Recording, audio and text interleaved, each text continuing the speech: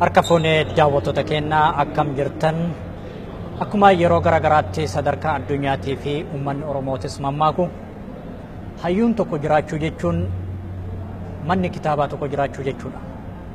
Hayyuun tokko ammoo addunyaa kanarraa boqachuu jechuun ammoo manni kitaabaa guutuun gubachuutu caalaa kan jedhamus jira. Egaa kan kana kaafnee fi hayyuun Oromoo har'a lubbuun jiraachuun kuusaa mana kitaabaa hedduun uummata Oromoo bira jiraachuun isaa ragaa guddaadha. Egaan kanarraa of biraa qabnu Dr. Xilahun Gamtaati.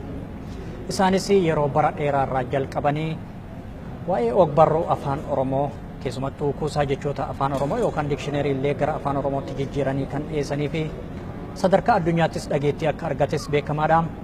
Uummanni Oromootis hedduu akka isaan dinqisiifatuu fi galata guddaallee biraa qabu beekamaadha. Egaa mee kana ilaalchisuudhaan seenaa mataa jireenya isaaniisis ta'ee akkasumas haala ogbarruu fi yeroo garaagaraatti kitaabota barreessan irratti rakkoolee fi miidhaaf dhiibbaan isaan irra ga'e maal kan jedhullee kan kaafnu ta'a. Ammas nu hordofa. Tole egaa Dr. Xilahun Gamtaa durii hedduu namaa maqaa keessaniif seenaa keessanii fi hojii keessan beeka. Har'a immoo gama televiziyoona OMN itti argamuu keessanii fi akkasumas eeyyamtanii bakka kanatti nu argamuu keessaniif galatoomaa isiniin jedha. Anis onni baay'een galateeffadha. Eega isin dhuftanii baay'ee boonuu jalqabneera. Hin gammanne ulaallu. Maaliif kana hin qabne ture gaaduu amma eega isin dhuftanii argame kuni. Kanaaf isinis isin galatee keessumattuu immoo direektarii keessanis baay'een galateeffadha. Warra immoo akka keetii warra dubbiftanus warra nama interview gootanus baay'een galateeffadha. Amma illee hin jaarre kan jedhamutu jira kan jedhamu dhagaa turre hin jaarre faa Dr. Xilahun Gamtaa ammas dargaggeessaa kan jedhamu kanaa saamaa ture har'a qabatamaan ijaan argine ammas dargaggeessuma kana caalaa immoo akka umrii dheerattan hawwii isinii qabna waaqas isinii kadhanna ammas umrii dheeradhaa jecha mee eessatti dhalattanii guddattanii Dr. Xilahun Gamtaa? An kanan dhaladhe Buree jedhamti iddoon ishee Ilubbaaboor keessa Gambeelarraa akkana makiinaadhaan sa'aatii 3-4 fagaatti ol asaanti. Buree kun egaa beekamtuu turte dur. Akka eerpoortiin kan jiru ture Gambeela. Poortii Gambeelarraa buna maanni ashaboo faa uffata faa waan as Bureetti fidu. Bureedhaan immoo buna faa gadi geessu gagaa faa gadi geessu. Egaa Bureen kun baay'ee cimtuu turte dur. Amma kufteetti hin jirtu. Akka yaadutti hawusana garuu baay'ee hojiirra oolte hojiin jira. Namooti faranjootis jiru warri safareen kubbaaniyyaa jedhamu jirrachi biiroo qabu. Egaa maaliin sitti makiinaan gaaf tokko. Mee egaa kana jenne Bureen baay'ee naannoonni sun bunaanis beekama fa'aa kan jedhamutu jira.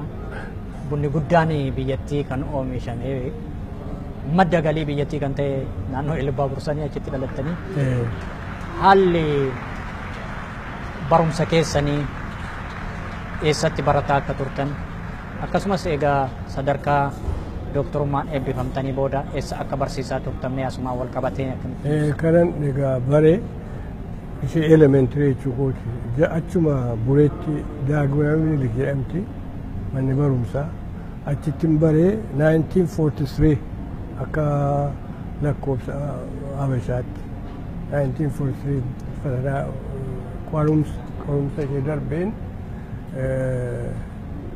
eenyu dhufe maani Wingeetiin gale. Wingeetii waggaa tokko eegan baree booda immoo eenyutti hin darbe iluu maa isheen Harar Teachers Training jedhama. Achi dhaqee diploomaa isattiin barsiisan baradhee fixe jechuudha. Isa booda Bureetti deebi'een barsiise lafuman bare sanatti waggaa tokkoon barsiisa jechi isa booda immoo fatanaa tokko dhufe qormaata tokko dhufe qormaati kuni isa dabarte barsiisota 10 Beeruutti erginaa kan jedhu dhufe isas kan yuunivarsiitii Suudheen barumsa Beirut darbeen achi dhaqe. American University of Beirut jedhama. Achi immoo waggaa tokkoon bare. Eegan achi bahee booda eenyuutti dhufe Finfinneetti deebi'een yuunivarsiitii keessatti barsiisuu jalqabe. Egaa yuunivarsiitii barsiisuu iyyuu miti mana barumsa achiin gale jechuudha. Amma wanaatti hin qabuun ture digirii. Eegan achi deebi'ee booddee waggaa afuriin bare yuunivarsiitii immoo. Waggaa afuriif waggaa tokko immoo eenyuudhaan deeme maanni isaa help yuunivarsiitii barsiisuudhaan waggaa tokko eqaa hojjedhaan jedhanii waggaa tokko hojjedheen deebi'ee egaa amma yuunivarsiitiin koo maal jedhee ati dhaqiitii MA bariitii deebi'ii as barsiiftaadhaan jedhan haa ta'u jedheen dhufee biyya Ameerikaa dhufee kun egaa 1966dha akka faranjiitti. Yuunivarsiitii kamii barattanii bara 1968? 1966. 66? 66. Eenyuun ture maanni Koloraadoottiin bare yuunivarsiitiin tokko jira. Achi MA koo argadheen deebi'ee biyyatti deebi'een barsiisuu jalqabe egaa. Isa booda immoo waggaa afuriin barsiise. Waggaa afur booda immoo dooktorii kee argadhuudhaan jedhanii immoo ammas na ergan. Amma immoo Kolombiyaa yuunivarsiitiin dhufe. Achitti egaa PhD kun argadhe. PhD'n jedhamu leetii EDD jedhama. Doctor of Education jechuudha. Xinnoon hin dabala eenyu. Kireeditiin isaa hin dabala. PhD irra caala jechuudha. Eegasii booda biyyatti hin deebi'e. Kun immoo kanan biyyatti deebi'e 1976dha. Akka faranjiitti deebi'ee isaa jalqabee egaa achuman barsiisan ture. Addis Ababa Yuunivarsiitiin barsiisan ture. Ammas bara 1996 Ameerikaan deebitan. Akka gaafataniirra haga ammaasuma jiraatan. Bara 1972 Ameerikaatti deebi'e. 72 waggaa afuriin bare egaa achi ijoolleen achumatti dhalatanii ijoollee xixinnoo kana fuudhee biyyattiin galuudhaan egaa harkarra qabachaan baran ture. Waggaa sadii isa dhumu kana waggaa afurittiin fixe PhD ko EDD ko. Egaa isa booda 1976 biyyatti deebi'een yuunivarsiitii keenya keessa barsiisuu jalqabe. Kanan barsiisaa ture immoo Applied Linguistics jedhama. Applied Linguistics. Ameerikaa keessa amma jiraachuudhaan jireenya Ameerikaa keessa taatanii jiraachuu erga jalqabdanii bara 1996 irraa na fakkaate. Inni isa duraati. Ka amma maayee jireenya asii kana jechuu goote. Haga 1996 irraa haga ammaatti Ameerikaa jirtu. Akkamitti dhuftanii as keessa maal hojjechaa jirtu? 1996 dhufe biyya kana. Isa sadaffaadhaaf jechuudha. Isa immoo kanan dhufeefi biyyis natti hin tollee jireenyis natti hin tollee hawwan baankii deemu dhufanii uffata koo kanatti harka isaanii haxaatu turanii fittashaa jedhanii waan akkanaa eenyuman dhabe maanni isa firiidiimeettan kana firiideemiin dhabe egaa woottee haadha manaa koo wajjin mari'annee biyya Ameerikaa 1996. Amma mee gara waa'ee kitaaba keessaniitti deebina. Bara kamii kuusaa jechoota afaan Oromoo isin barreessitan nani yaadadhaa kitaaba sanis hedduu dubbisaa turre. Maaliif gaafas ijoollee taanee qaamaanis isin arguu dhabnus qunnamtii keessanis argachuu dhabnus waan isin nuu bu'uureessitanii lafa keettan irraa akka hordofaa turree fi kitaaba sana akka dubbisen beeka. Kuusaa jechoota afaan Oromoo gara afaan Oromoo jijjiirtanii Ingiliffaan akka salphaatti namni afaan Ingiliishiitii fi afaan Oromoo kana wal bira qabee akka baratu bu'aa guddaa gumaachitanii bara kam kitaabni sun ka barreessitan kitaaba isa irratti immoo rakkooleen isin mudatan jira. Egaa kanan jalqabe annan yaadadha amma guyyaa ishee 1980 eebila tokko May 1st jechuudha.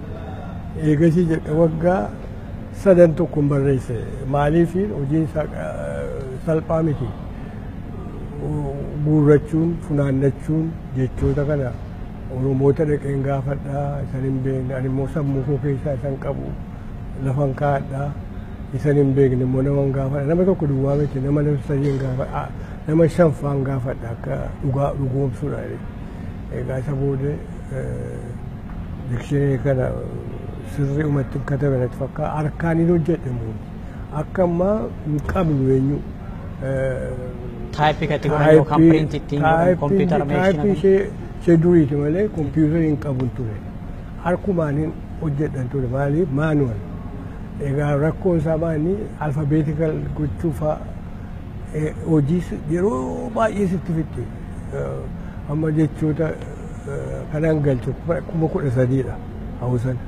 jechoota 13,000 jechoota 13,000 galchi kan hundumaa alfabeetikal order jedhama akka namaaf galuuf sirreessuun immoo yeroo baay'ee fita egaa rakkoo baay'ee rakkoon natti dhufe immoo eeganni bahee booda maal kan jedhe eega dikshiniin kun bahee booda duraanii jira gowwoomsu jedheeni sadiin hin barreesse jarri kun jara jechuun gabarmantiisa Sudaan maaliin jedhe three languagesiidhaan hojjedhe gaazexaa isaanii tokko irratti baase kunis afaan oromoo afaan ingiliziitii fi afaan amaaraatiin hin barreesse hin baase egaan gammadan hawusan qalbiidhaan hawun keessa hambisu amaara sana maaliin sitti natti ka'an hawusana baay'ee aaran maaliif keessa hambifne isa qobaatti barreessuu yaada maaliif hin bal'ate egaa kanaallee jarri si gaafatu waan hin taane atis egaa qophooftee deebii isaanii gaaffii isaanii deebisuu barbaachisa amma gaasa eegan qulqulleessee bahee booda biyya Raashiyaatti konferensiin tokko jira Ethiopian Studies kan achin dhaqee peeparii kana kennuudhaaf peeparicha ilaalanii warra achi baay'ee gammadan maali inni direktariin Ethiopian Studies jedhamu kunis achi ture አሁን dubbadhu lafaa ka'eetumayyuu afaan armaatiin akka jedhedha አንተን ችግርህ ቋንቋ ነው ዲክሽነሪ መጽሐፍ ነው የእኛ ችግር ግን ፖለቲካ ነው ፖለቲካችን እያበላሸ ነው ነትየኔ ሰዲሞ አፎቱራኒ ሀውሰነ ባየና ነጋ አቹ መረጃጅን ነምቦዩት ዱጋን ትቲማ እምማን አንገራ jennaan inni eenyu sana Raashiyaan tokko innis linguistiidha beekama maqaan sana Gurumiko maal jedhama maqaan sana harkaa bareera inni maal jedha kottu dhandhee buna dhugnaa jedhee na fuudhee deeme akka jirritti ariyyatan hin beeku jira hon deebi'u jirattiin hin jiran egaa amma nutti himii waa'ee dikshiinarii keetii sirriitti nitti himee akkanitti jalqabes waan hojjetamu sirriitti nitti himee gammadanii amma plenary sessionii riippoortii godhanis tokko Ameerikaadhaan immoo Ameerikaan linguistii tokko maal jedhee peeparii isa kan linguistics dipaartimentii hojjenne dhagaa sana poolitikaan jira dipaartimentiin jira linguistics dipaartimentiin jira isatu gaa riippoortii godha plenary session irratti maal jedhaa hundumaa ilaaleen inni kun baay'ee na gammachiise nuyi walumaa gallee akka vootii goone this is magnum opus jennee moggaafneerra jedhe magnum opus jechuun baay'ee for the year is the best work baasanii egaa sana achi warri amaaraa kun immoo gubatanii hin aaranii gaafan biyyatti deebi'u bineetti deebi'u Addis Ababa ምሁራን ተመልሰው መጡ ምሁራናችን ተመልሰው መጡ አፋን አማርኛ ስትባል ጀረጀረ ነው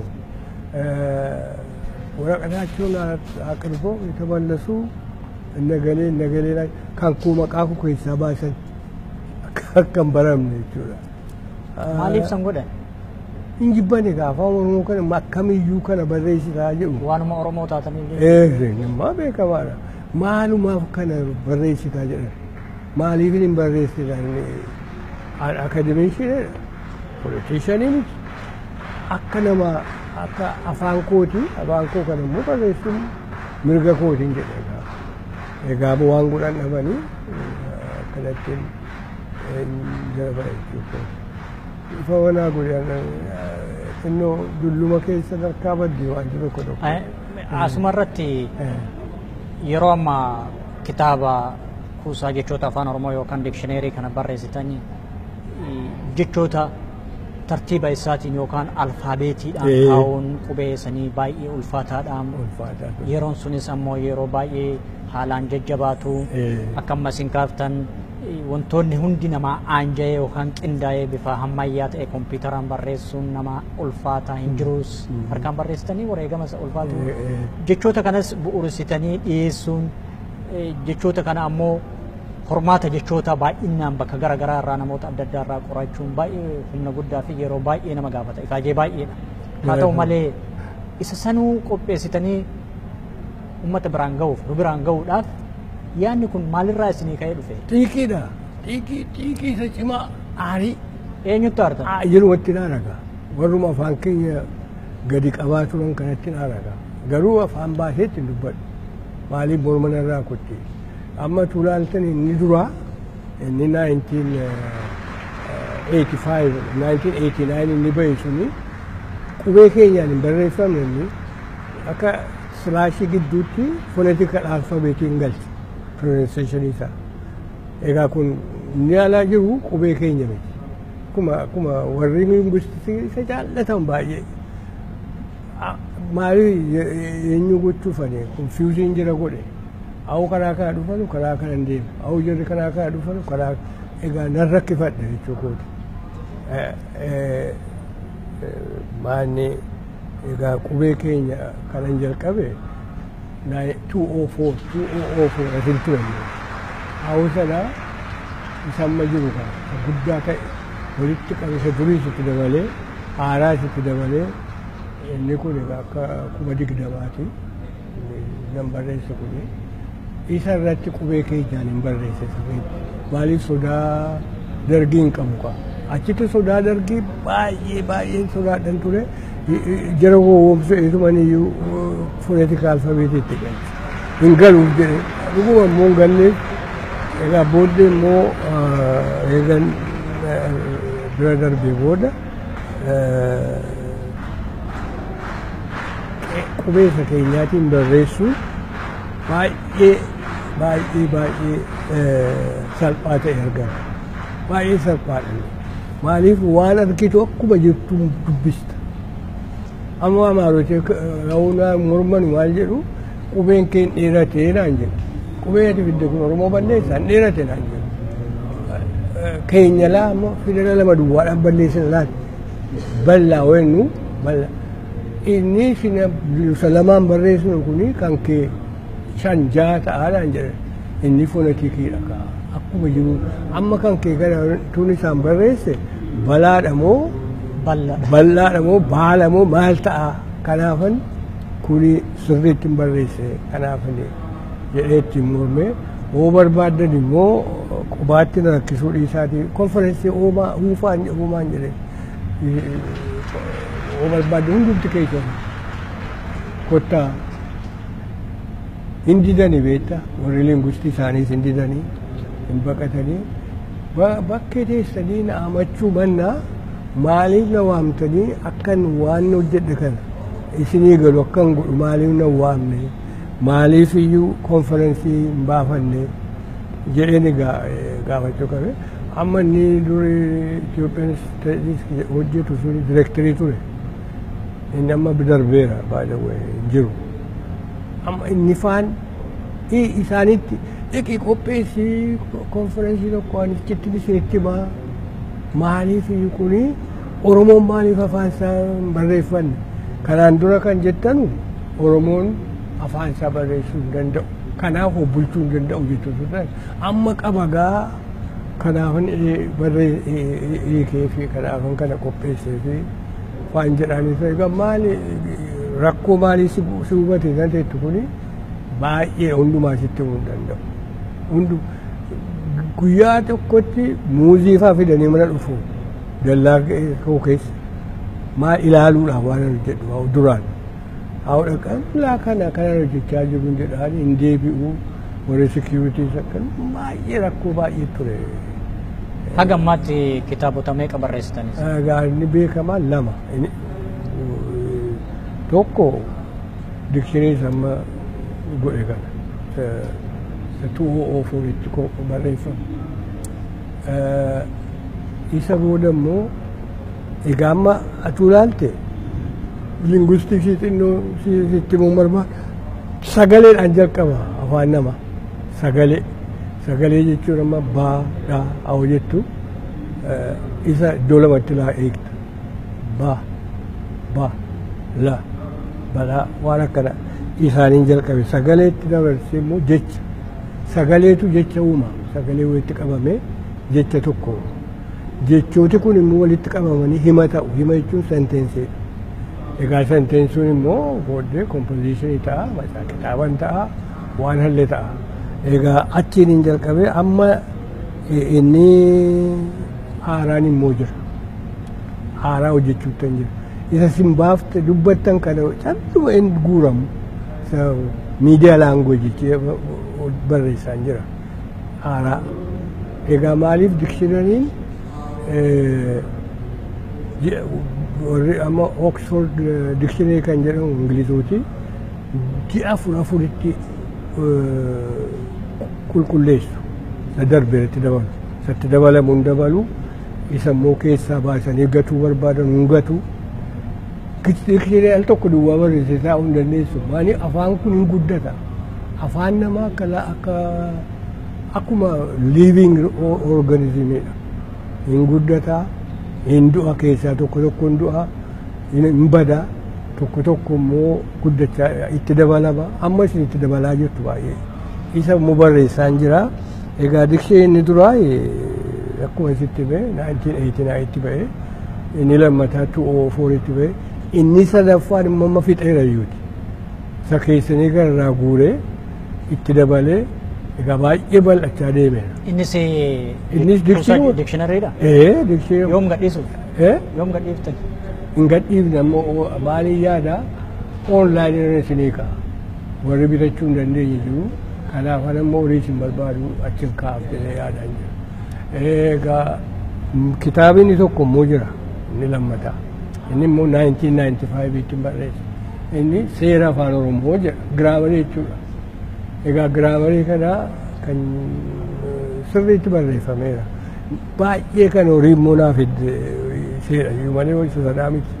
Isa kana namni jaallate hawwasan dhufaniitu mana hin jiru warri naa hojjettu kun faan haati manaa koo mana oolte 400 faa gurguru 300 faa gurguru birrii 30. Egaa maaliif horiin dhufuu jalqabdee rakkoo keessaa bahuun jalqabee kana dubbiin egaa. Mee asumarratti doktore yeroo ammaa kanatti og-barruun afaan Oromoodhaa sadarkaa maalirra gahe gaafa isin dur beektanii fi amma jiru kun yoo wal bira qabdanii ilaaltan maalirra gahe mee? Amma akka ilaalutti baay'ee kan barreessaa jiru Gulumaadha. Maali beekan Guluma. Inni baay'ee barreessaa jira afaan Oromootiin. Isa hin argadhu amma tokko duwwaan argadhe amma walii galleerraa teqeensii erga hundumaati immoo dikshinari tokko naa kenni jedhe amma isheen kennaa ilmi koo ishee fidaa jennee kanaa walii galleerraa kansaa baay'ee gaariidha inni walitti nuu fidaa walaloo kanas walitti fidaa geerarsa Oromoo walitti fidaa waanuma jiru hundee Oromoo hundee afaan keenya nuu fida baay'ee nu barsiisaa jira kanan jedhu karaa. Dhaloota haarawaa kana nama akka nu karaa isin kaleessa baastan irra warra deemuuf qophaa'aa jiru kana ta'ee waliigala uummata Oromootiif dhaamsa akkam qabdu Dooktar Xilahuun? Maal gorsita jechuudha?